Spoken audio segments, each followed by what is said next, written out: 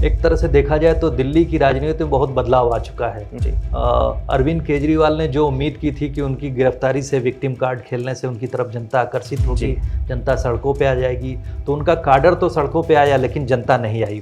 सिसोदिया की बड़ी अच्छी इमेज है, पॉजिटिव इमेज। उन्होंने घर घर तक एक तरह से एंट्री कर लिया कि मनीष सिसोदिया जब आरटीआई मूवमेंट में गए उसके पहले यहीं पर जो है 2004-05 में जी न्यूज में ही काम किया करते थे। आपको बेल दी गई है, पूरी तरह से उस मामले में छोड़ा नहीं गया है, अभी भी केस चल रहा है। हरियाणा और वहाँ की राजनीति में किसान बहुत एक बड़ा फैक्टर है, आप जानते हैं, और किसानों का मूवमेंट वहीं हरियाणा और पंजाब के ही किसान कर रहे हैं। पंजाब में उनकी जो सरकार है वो किसानों के लिए जो कुछ कर रही है उसका प्रतिबिंब दिखाई पड़ेगा हरियाणा की भी राजनीति में। नमस्कार, पोलपंच में आपका स्वागत है। मैं आपके साथ हूं नरेश कोश्यारी।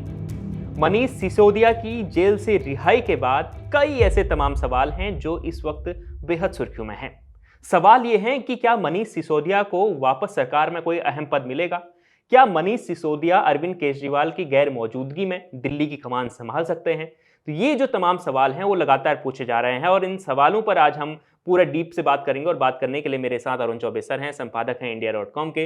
अरुण सर, सबसे पहले सवाल तो यही है कि क्या मनीष सिसोदिया अब दिल्ली के नए मुख्यमंत्री हो सकते हैं? सवाल बहुत इंटरेस्टिंग है आपका, लेकिन ऐसी स्थिति फिलहाल बनती हुई दिख नहीं रही है, क्योंकि जिस तरह से जो रीजनल पार्टीज होती हैं उसमें मुखिया जो होता है वो पूरे आयरन हैंड से उस स्थिति को कंट्रोल करता है। अभी तक के जो पॉलिटिकल ट्रेडिशंस रहे हैं उसमें चाहे लालू प्रसाद का परिवार हो या मुलायम सिंह का परिवार हो या शरद पवार का परिवार हो, आप देखिए कि इस तरह की जो पार्टीज होती है, रीजनल पार्टीज होती हैं, जो इंडिविजुअल जो टीम का नेता होता है जो वही डोमिनेट करता है, या तो उस परिवार से व्यक्ति आता है या फिर उसका बिल्कुल। लेकिन हमारे सामने सर हेमंत सोरेन का भी उदाहरण है। उन्होंने चंपक सोरेन को बनाया अपनी गैर मौजूदगी में मुख्यमंत्री। वो एक एक्सेप्शन है, वो एक एक्सेप्शन है। आपने देखा होगा इस तरह से जयललिता ने भी एक एक्सपेरिमेंट किया था। उन्होंने भी जब वो जेल गई तो अपने एक खास डेप्यूटी को बना के गई। एक्सेप्शंस हैं, लेकिन ज़्यादातर मैंने कहा हमारे पास इसी तरह के एग्जाम्पल हैं। तो सिसोदिया का चीफ मिनिस्टर बनना, और राजनीति में मैं यूँ कहूँ कि राजनीति में हर तरह की संभावनाएं होती है। हो सकता है कि ऐसी भी संभावना बन सकती है, इस बात को इनकार भी नहीं किया जा सकता है, क्योंकि जिस तरह से ज़्यादातर डिपार्टमेंट्स की जिम्मेवारी, फाइनेंस की जिम्मेवारी, एजुकेशन की जिम्मेवारी, जितने इंपॉर्टेंट पोर्टफोलियोज थे, सिसोदिया को जो है, सिसोदिया उनके साथ में अरविंद केजरीवाल के साथ में जो एनजीओ के टाइम से उनके साथ जब वो मूवमेंट चला रहे थे, आरटीआई मूवमेंट, उस दौर से उनके साथ जुड़े हुए, तो जाहिर सी बात उनके बहुत ट्रस्टेड आदमी हैं। तो इस बात को पूरी तरह से आप खारिज भी नहीं कर सकते हैं, लेकिन ये भी नहीं कह सकते कि हाँ आप सिसोदिया आ गए हैं तो दिल्ली के मुख्यमंत्री बन ही जाएंगे। बिल्कुल सर, लगातार तमाम सवाल उठते हैं कि अरविंद केजरीवाल अपने पास डिपार्टमेंट नहीं रखते हैं, वो अधिकतर डिपार्टमेंट अपने मंत्रियों के पास, मंत्रियों को देते हैं। और उन मंत्रियों में उप मुख्यमंत्री जो मनीष सिसोदिया थे उनके पास सबसे महत्वपूर्ण डिपार्टमेंट थे, जिसके बाद ही जब आबकारी नीति में जो लगातार जो मामला चला उसमें जो बड़ी गिरफ्तारी हुई, वो मनीष सिसोदिया की पहली बड़ी गिरफ्तारी थी। उसके बाद लगातार 17 महीनों तक वो जेल में रहे।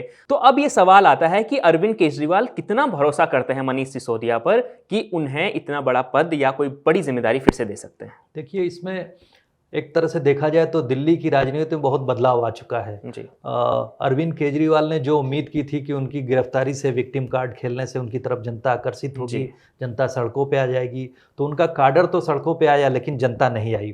कुछ दिन इमोशनल कार्ड चला, लेकिन जब चुनाव में आपने देखा होगा दिल्ली की 7, जिस तरह से देखा जाए 2 टर्म से जो है बीजेपी 7 सीट जीत रही है। इस बार इन्होंने इंडिया ब्लॉक के साथ, कांग्रेस के साथ अलायंस किया ताकि वोटों का बिखराव ना हो।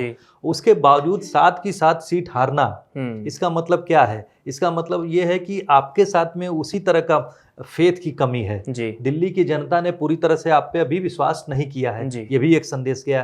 तो ऐसी स्थिति में केजरीवाल का जेल जाना, उनके साथ जो है एक इमोशनल एंगल का जुड़ना, जनता उनके पक्ष में आना, वो कार्ड भी फेल हो चुका है उनके लिए कंपल्सन। और आपने अभी देखा कि सुप्रीम कोर्ट ने एक डिसीजन दिया जिसमें कि एलजी के अपॉइंटमेंट और उनकी पावर्स को लेकर था कि चीफ मिनिस्टर की एब्सेंस में कैसे कर सकते हैं अपनी, तो उस पर भी सुप्रीम कोर्ट ने जो है एक तरह से जो आम आदमी पार्टी है उसकी विचारधारा को उस तरह से एक तरह से ब्लो दिया है और उसको धक्का लगा है। उन लोगों की जो सोच थी कि साहब इसमें कम से कम उनके पक्ष में निर्णय जाएगा, तो ऐसा हुआ नहीं। तो इस स्थिति में ज़्यादा लंबे समय तक अगर केजरीवाल साहब जेल में बने रहते हैं तो उनको स्ट्रेटेजी थोड़ी चेंज करनी पड़ेगी। वो इसलिए चेंज करनी पड़ेगी कि नेक्स्ट ईयर चुनाव है, असेंबली चुनाव है, और लीडरलेस होके और वहाँ से कंट्रोल करके, क्योंकि काडर जो है 1 महीने तक 2 महीने तक आपका मॉरली जो है एक्टिव रहेगा, लेकिन उसके बाद जब फोर फ्रंट पे जो एक शिखर पे नेतृत्व होता है, यही उसके साथ जो जेलिंग पॉइंट होता है, ग्लू होता है, कनेक्शन होता है,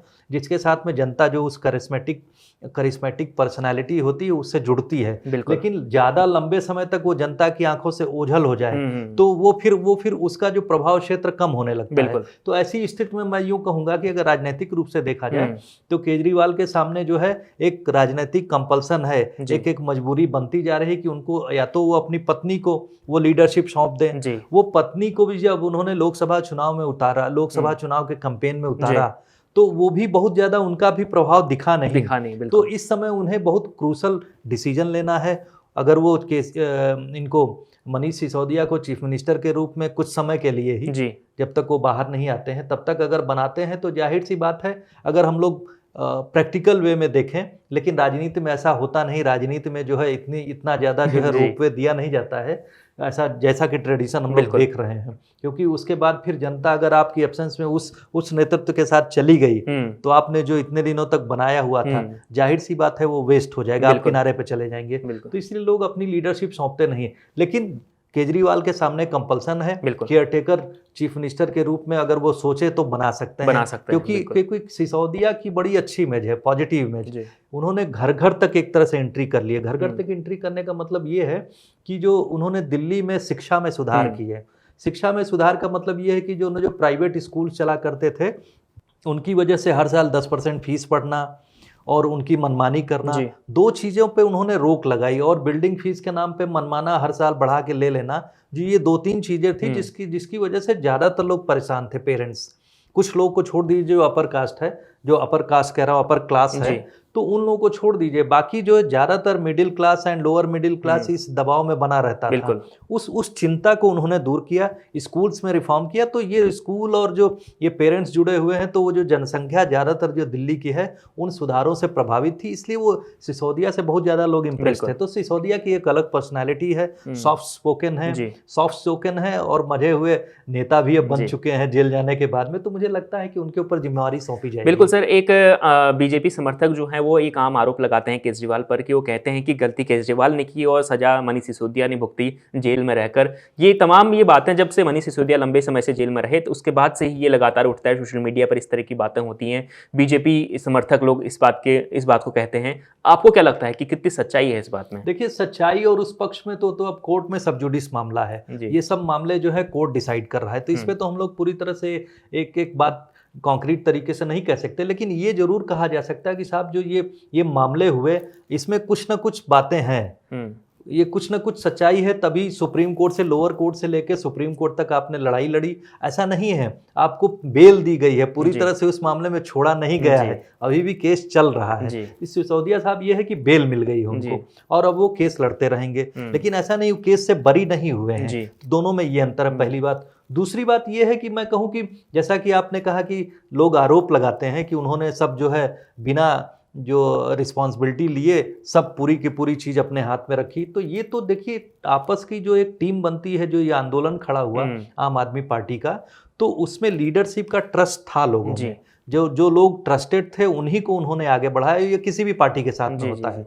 सिसोदिया जी जो है उनके अरविंद केजरीवाल के साथ जो है आरटीआई मूवमेंट के दरमियान से जुड़े हुए थे, तो उनके बहुत ट्रस्टेड लेफ्टिनेंट थे, दूसरे नंबर के नेता, और उनके ऊपर पूरा ट्रस्ट था, इसीलिए उन्होंने उनको आगे बढ़ाया। और जाहिर सी बात है, जो अगर उनका उनकी कुछ चीजें फंसी तो जो ट्रस्टेड लेफ्टिनेंट होता है उस पर भरोसा किया जाता है, वही भरोसे का, और उन्होंने उस ट्रस्ट की कीमत चुकाई, उन्होंने जो है रीपे किया।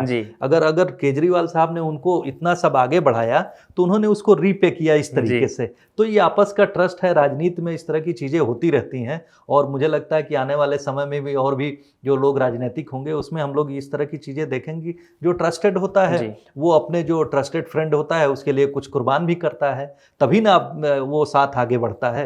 ये देखी भी गई है चीजें। बिल्कुल सर, आपने खबरों की दुनिया में बहुत लंबा सफर तय किया है। है, तो आप मनीष सिसोदिया को किस तरीके से देखते हैं, कितना जानते हैं मनीष सिसोदिया? मनीष सिसोदिया को मैं एक इंटरेस्टिंग बात बताऊं कि मनीष सिसोदिया जब आरटीआई मूवमेंट में गए, उसके पहले यहीं पर जो है 2004-5 में जी न्यूज में ही काम किया करते थे। अच्छा, डेस्क पे काम करते ये बड़ी थे, इंटरेस्टिंग बात है। जी हाँ, डेस्क पे काम करते थे जी। और इत्तेफाक था कि मैं भी हिंदुस्तान टाइम्स से उस समय भी मैंने जी ज्वाइन किया था। तो उस समय वो डेस्क पे काम करते थे, मैं उस समय डिजिटल में काम शुरू किया था, क्योंकि न्यूज़पेपर से आया था, तो हम लोग की कभी कभी बात होती थी जी। और मुझे उस तरह का सौभाग्य प्राप्त है कि उनके साथ में मेरी अच्छी बातचीत भी होती थी। और वो 11:30 के बाद जब पहली बार उनको जो है एंकरिंग के लिए मौका मिला, 11:30 का जो प्रोग्राम होता था उसमें एंकरिंग के मिला, तो हम लोगों ने उनको उस समय बधाई भी दी थी। लेकिन उसके बाद वो जल्दी ही जो है इस संस्थान को छोड़ के चले गए थे, क्योंकि पूरी तरह से वो आरटीआई मूवमेंट में एक्टिव हो गए थे। तो 6 महीने के बाद में जो है वो तकरीबन उस एनजीओ के साथ में अपने और उस मूवमेंट के साथ में जुड़ गए और एक्टिव हो गए पूरी तरह से उसी समय से। मुझे लगता है कि 2005 या 6 की बात होगी, 5 की ही बात होगी जब वो छोड़ के फिर चले गए। तो व्यक्तिगत तरीके से कैसे इंसान है मनीष सिसोदिया, कैसे बातचीत? व्यक्तिगत तरीके से बहुत सॉफ्ट स्पोकन है वो उसी तरह से, और इंसान के रूप में बहुत अच्छे इंसान है, इसमें कोई दो राय नहीं है। उनके साथ जो लोग उस समय से जुड़े हुए थे वो अभी भी लोग जुड़े हुए हैं, मैं देखता हूँ। मैं अपनी बात नहीं कहता, लेकिन और जो मेरे परिचित कुछ हैं जो उनके साथ में उस समय से थे, वो कुछ लोग हैं जो अभी भी उनके संपर्क में हैं। और रही बात उनकी, वो एक ईमानदार छवि वाले भी नेता माने जाते हैं। ऐसा नहीं है कि उनकी कमिटमेंट को लेकर, उनके डिटर्मिनेशन को लेकर इस पे कोई प्रश्न चिन्ह नहीं है।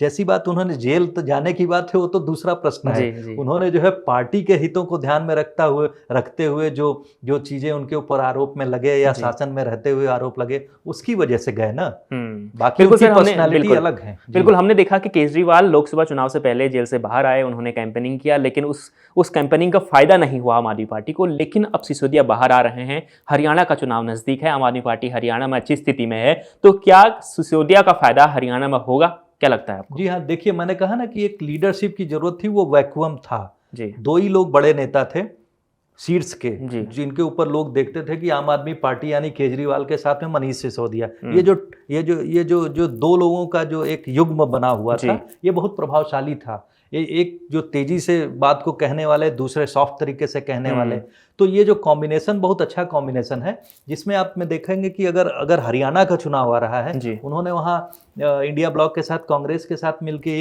एक सीट उनको मिली थी, 9 में से 10 में से 1 सीट मिली थी, वो हार भी गए।